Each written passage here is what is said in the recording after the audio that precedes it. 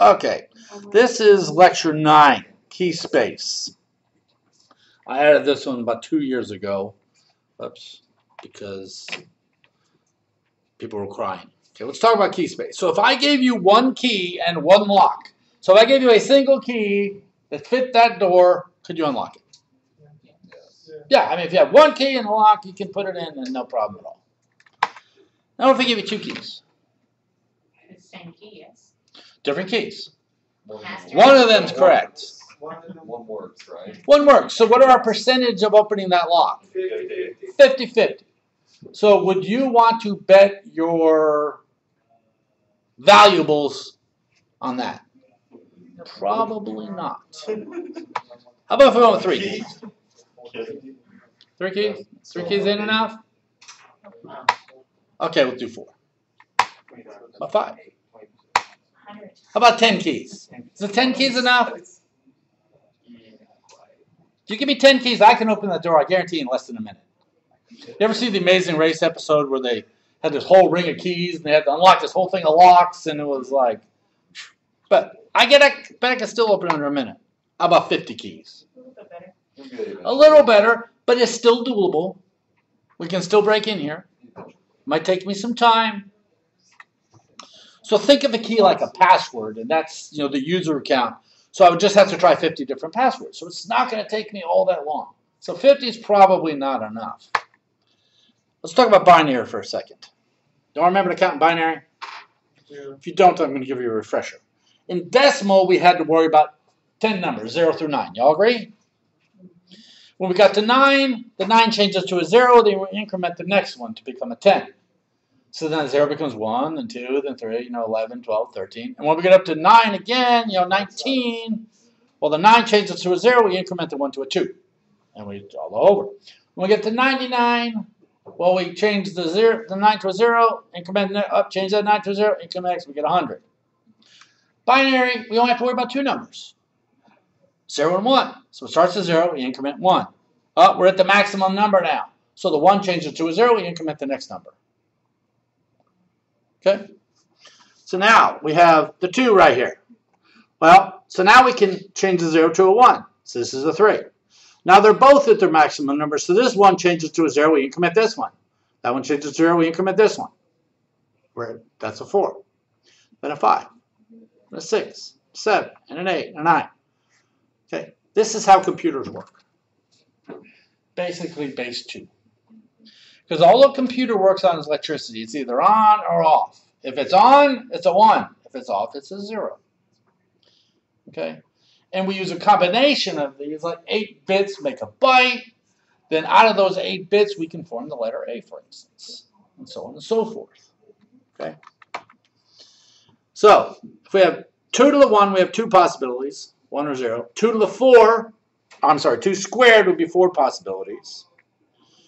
2 to the 3rd will be 8 possibilities. You see that? So if it was 2 to the 3rd, you could have 8 possible choices to get in there. Well, 2 to the 4th would be 16 possibilities. Okay? So 2 to the 8th would be 256. So how about 2 to the 25th? Would the 25th bit key be enough? These are called bits. Like 2 to the 3rd would be a 3-bit key. So a 25-bit key would give us, how many is that? That's 33,554,432 tries. Is that enough for anybody? I don't know about you. That's quite a bit. That's 33 million. So even though my computer can break about 10 million a second, it's taking 3 seconds. Okay, you know what? 25 is not enough. We need a little bit better than that. Let's go up to 40. Okay, so let's see. Okay, that's 511 million. So over here we got 1. Okay, what's after trillion? Billion, trillion. We have one of those. One after the trillions. Whatever that number is. So is a 40-bit key enough? That's a lot of tries. Okay, the millions place is right here at the 511, okay? Okay, let's see. 1, 2, 3. Yeah. It's 511 million, but we got a lot on the other side of that. So is a 40-bit key enough to protect your stuff? That's an awful lot of stuff. I mean, an awful lot of tries. Okay, you know what? Let's go with a 56-bit key. This is what DES has in it. Okay? Okay, so millions are, I should have put commas in these. Okay, it's 37 million. Then we got 1, 2, 3, 1, 2, we have 72 after the trillions place, whatever that ends up being. So is a 56-bit key enough? Come on, that's a lot of tries. Even on my computer, which is really awesome, that's going to take forever. But the problem is, you know, years ago, we had low encryption. Who's read the crypto book yet? I'm assuming nobody. Well, they talked about it, how when we started, she actually has the book. I think she should get bonus points. So when we started this, we initially didn't want to give out the high-level encryption because the U.S. couldn't break it. Okay? So, but 56 bits, actually quite a bit. Okay? How about 128-bit? That's a big number. How about 256-bit? Is that enough? Sure. How about 1024-bit? Is that enough? Depends on what you're protecting. You know what? We are protecting. Like my balloons? We are protecting the diagram for this remote control. It's a boy.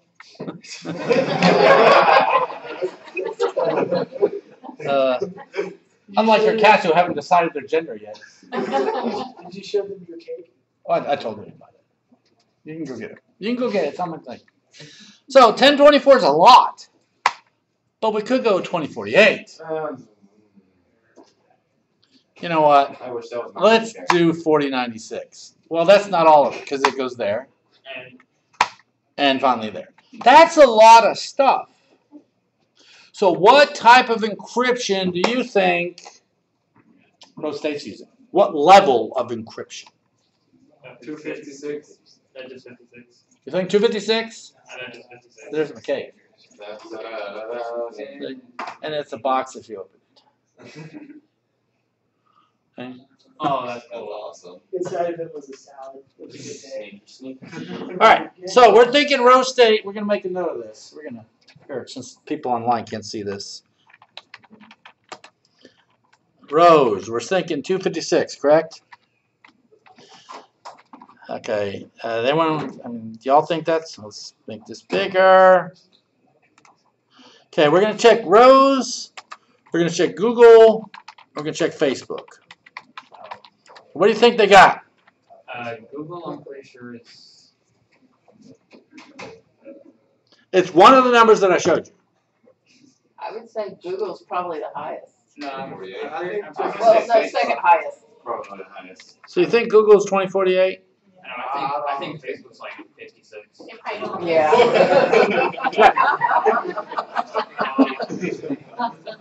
Cool. Facebook sells your data. There's like zero encryption.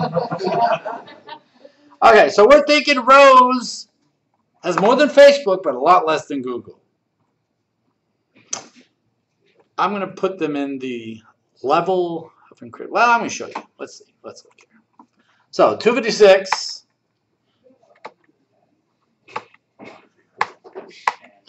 Okay, here comes Rose State. You ready to be amazed? 2048. That's their public key. I pulled it up today to show you. Rose State is actually using 2048-bit encryption. What do you think Google's using? That's good. Okay. 256. Oh, wow. Does that make sense? So why would Rose State have a gazillion times more than Google? Google's using 256. So what's Facebook got? 0, 0. Inside there it says free. But let's look at this for a second. Okay, there's Facebook. What the heck? 256. Okay, let's look at this. What does that public key line say? RSA 2048-bit. Ooh, elliptic curve cryptography. So you see the difference there? Facebook, elliptic curve as well.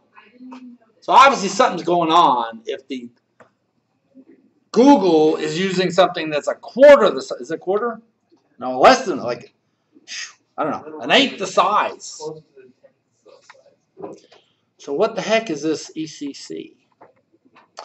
ECC versus RSA. Elliptic cryptography is probably better for its most purposes, but not as everything. Main advantage is that you can use smaller keys for the same level of security, especially at high levels of security. So AES 512 is equivalent to RSA a lot. 15,000. So even if we just divide it in half, so ECC 256 is equivalent to RSA 7,000. I don't have enough slides to put all them zeros. You know how long it took to put all those zeros on there, making sure they're all right? And that's the actual number too. So smaller keys, ciphertext and signatures, very fast generation. Doesn't the government use AES? Right, AES as well. But AES, okay, we haven't covered AES yet, so I'll give you this now. ECC and RSA are both what's called public key cryptography. So I can connect to my bank, and my browser can look at the bank and say, hey, are you really First National Bank? And we can verify it through this PKI, this public key infrastructure, which we will learn some about. Okay. AES is what's called symmetric. That's where both keys are the same. It can't be used for that. It's used for other things. So I put this little chart in here. Okay. This is the time to break. So look at ECC compared with RSA. Okay. So that's the key size basically. So as RSA gets higher in key size, it takes much longer to break. Do you agree?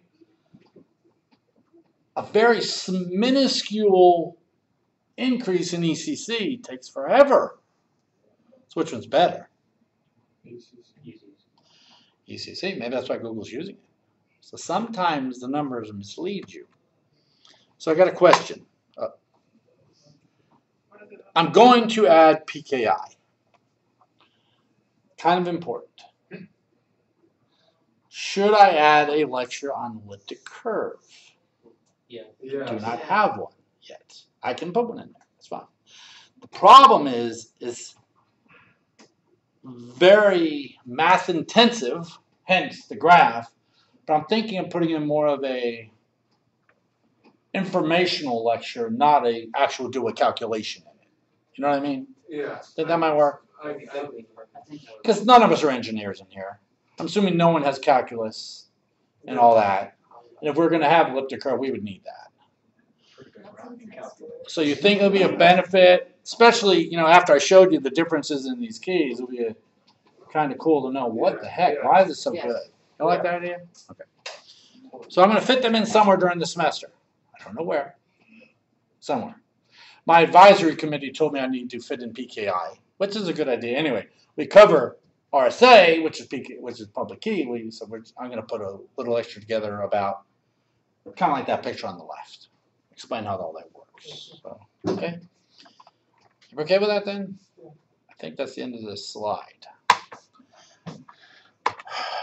Now you know why